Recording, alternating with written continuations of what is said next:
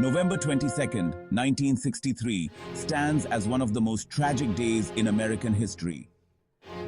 President John F. Kennedy was assassinated in Dallas, Texas, a moment that forever changed the nation. This blog-style script provides a detailed narrative of the events leading up to, during, and after the assassination of JFK.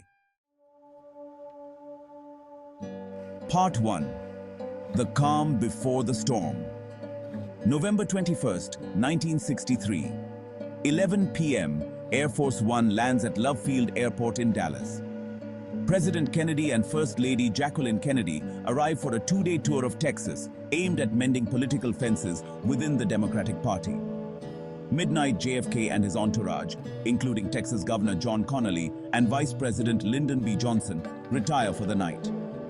Spirits are high, and the next day's schedule is packed with public appearances and speeches. Part 2. The Fateful Day. Morning of November 22nd, 1963. 8 a.m. The presidential motorcade's route through Dallas is finalized. It includes a motorcade through Dealey Plaza, which will later become the scene of the assassination.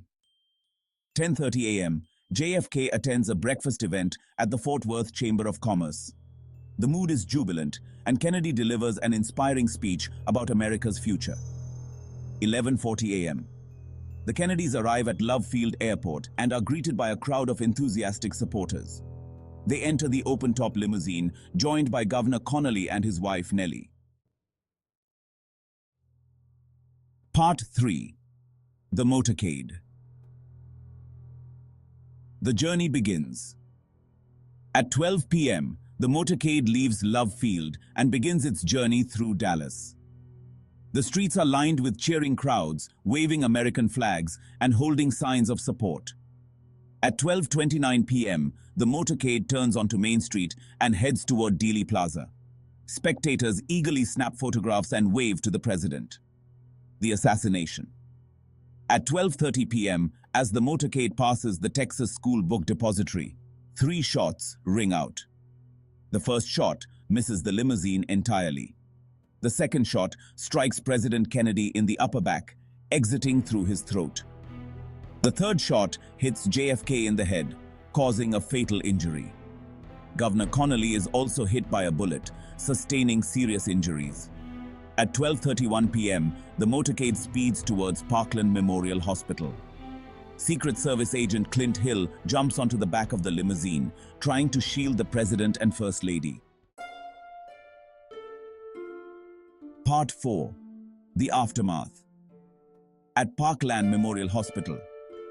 At 12:38 p.m., the limousine arrives at the hospital. Doctors and nurses work frantically to save President Kennedy, but their efforts are in vain. At 1 p.m., John F. Kennedy is pronounced dead. The nation is in shock, and the news spreads quickly across the country and the world. The capture of Lee Harvey Oswald. At 1:15 p.m., Dallas police officer J.D. Tippit is shot and killed in a residential neighborhood. The suspect is later identified as Lee Harvey Oswald. At 1:50 p.m., Oswald is apprehended in a movie theater and taken into custody. He is charged with the murders of President Kennedy and Officer Tippit. The swearing-in of Lyndon B. Johnson. At 2:39 p.m. aboard Air Force One, Lyndon B. Johnson is sworn in as the 36th President of the United States. Jacqueline Kennedy, still in her blood-stained clothes, stands beside him. Part 5. The Investigation. The Warren Commission. In 1964, the Warren Commission, led by Chief Justice Earl Warren, is established to investigate the assassination. The commission concludes that Lee Harvey Oswald acted alone in killing President Kennedy. Conspiracy theories. Despite the Warren Commission's findings, numerous conspiracy theories emerge, suggesting the involvement of the mafia, the CIA, and even foreign governments. These theories continue to captivate the public imagination and fuel debates for decades. The assassination of John F. Kennedy remains a pivotal moment in American history. It marked the end of an era of optimism and the beginning of a period of uncertainty and introspection. The events of November 22nd, 1963 continue to be studied, analyzed, and discussed, ensuring that the legacy of JFK endures.